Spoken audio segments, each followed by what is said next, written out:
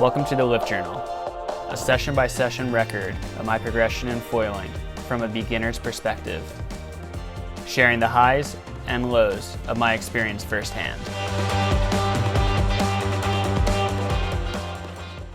Okay, so it's morning of day 2.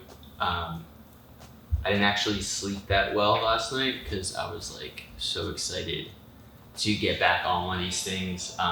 It's been one of those searches in surfing. I'm always trying to look for a new sensation, and the only thing that I can kind of compare about, and I was kind of thinking about this while I was at 2 o'clock in the morning, is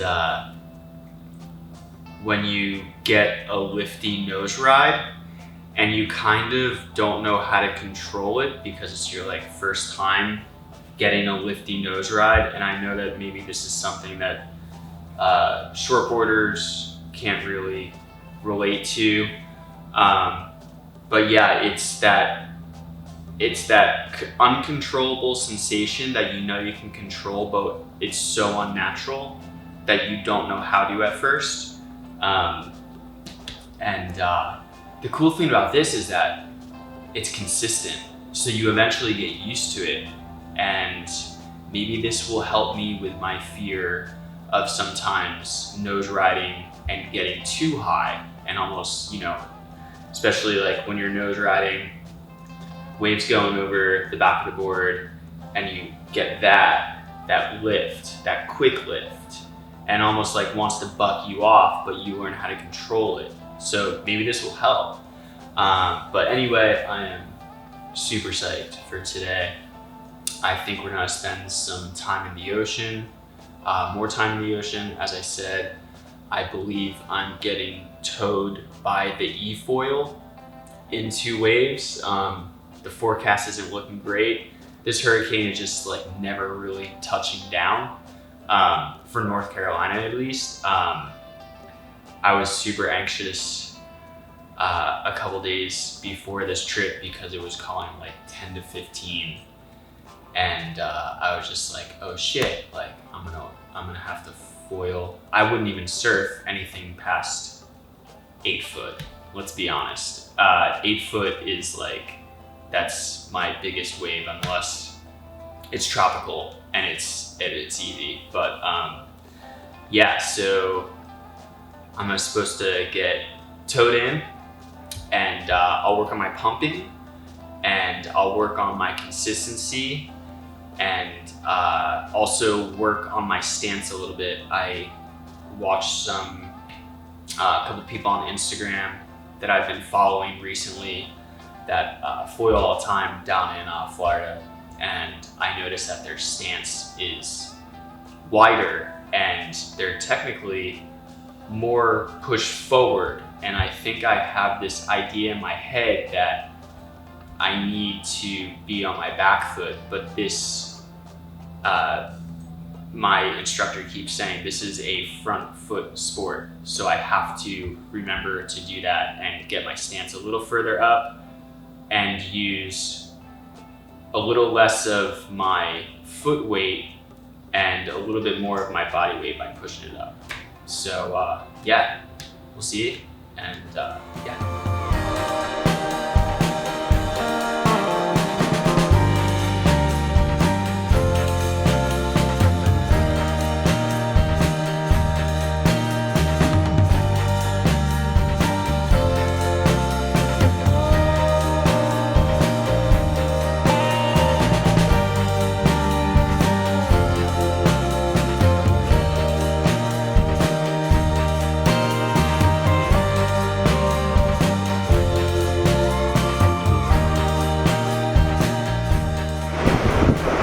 End up on my stomach before you are actually on your feet. So I'll be keeping the board on the water and get us going. We'll do that same water start, go on to it, coming up, getting up and going, and then I'll be able to get my feet on that thing, and then we should be able to go. Some odd reason you come off foil. Should I just bail? Because I'm not that far from you. Yeah, I mean, I shouldn't, yeah. Come on. Yeah.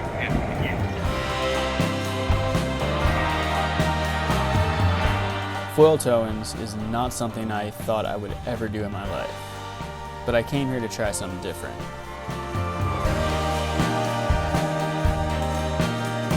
Every experience I have had has been slightly different than the last.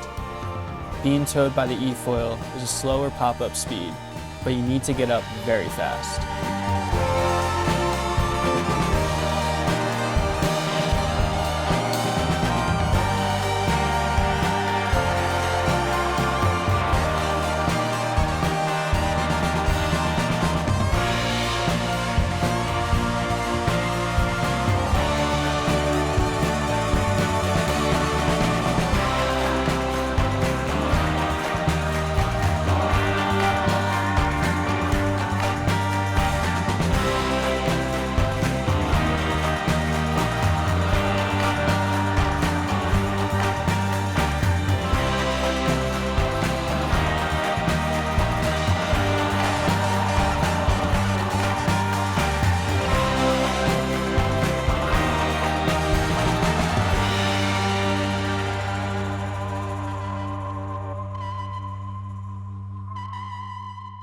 After a few tries, we headed back to the beach to switch wings.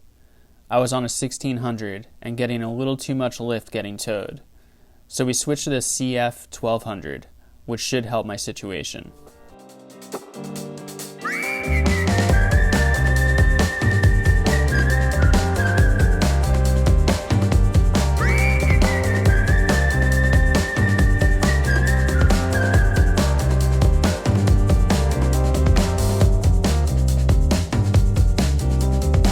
Just like that, problem is solved. It's pretty wild how the wing can change that much of the lift.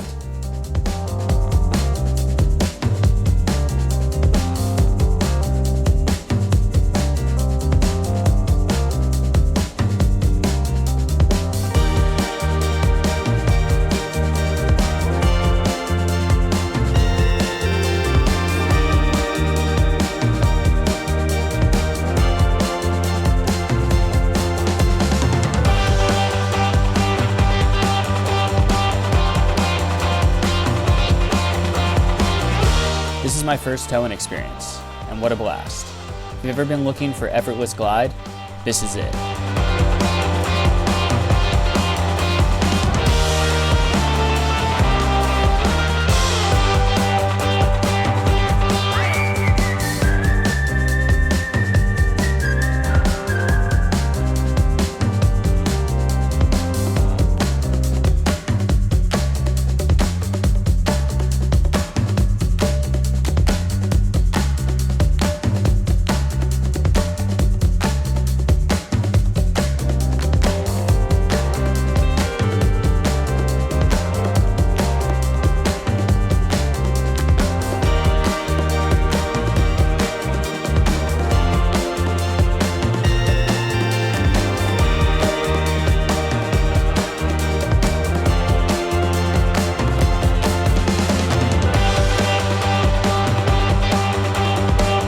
Although I came here to learn to prone foil, I could definitely get used to getting towed in.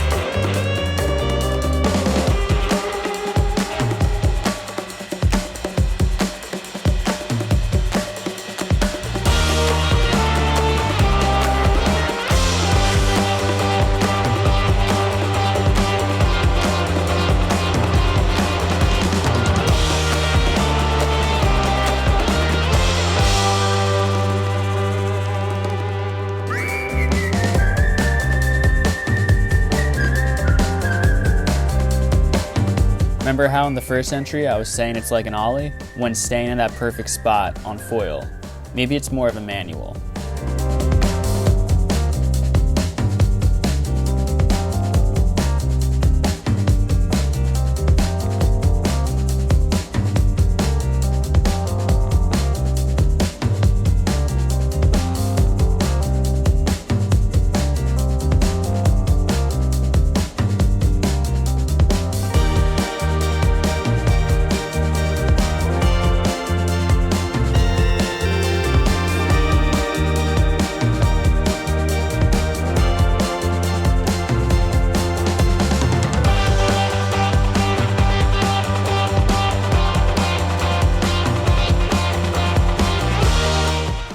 This is terrifying.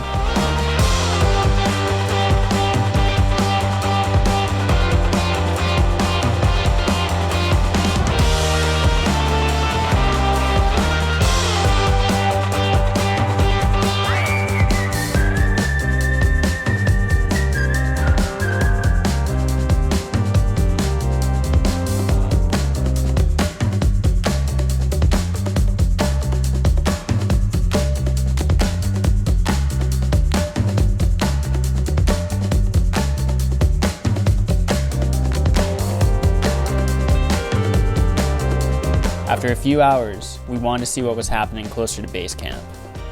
So we cruised the road Anthe and went for a prone foil.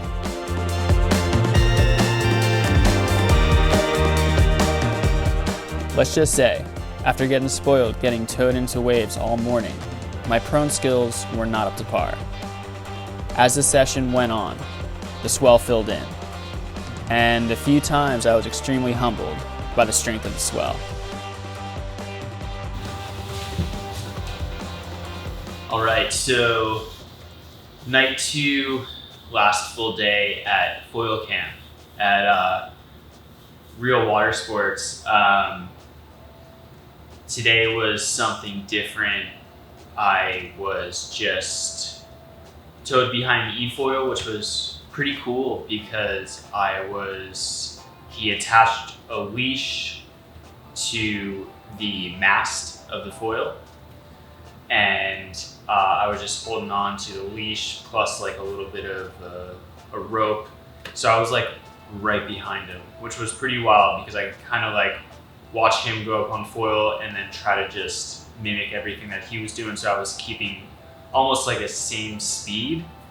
But the conditions were a little choppy, which was good because it kind of showed me how to kind of shift my weight and also do minor turns in chop, which is something that I kind of feel like I'm going to foil a lot in.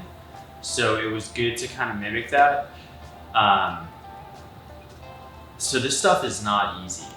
If you see someone foiling and they're doing really well, you should probably give them props because it is really hard. This is the most difficult thing I've ever done.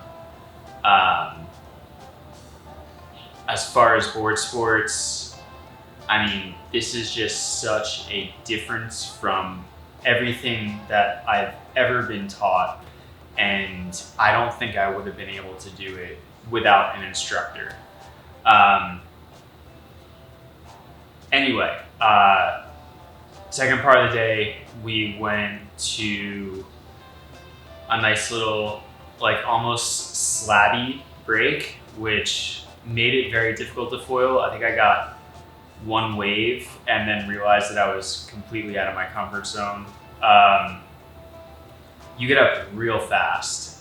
Even with prone foiling, once that wave starts to push you, the board just automatically goes up. And since you're already paddling, you have the wave pushing you and then the wing pushing you up, you automatically need to just kind of try to put pressure down, get to your feet, and start pumping. I think I had, out of an hour, I had one wave.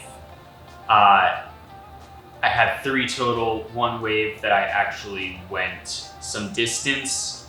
Again, let me say, this is not easy, but it's a lot of fun, and I'm not gonna give up because I'm having too good of a time just having these new feelings. I'm definitely getting an impact vest, and I might even get a helmet because I got nicked in the leg yesterday and I got nicked in the foot today, and I was being super careful and I was under really good supervision, and I do not plan on doing this around anyone else at all.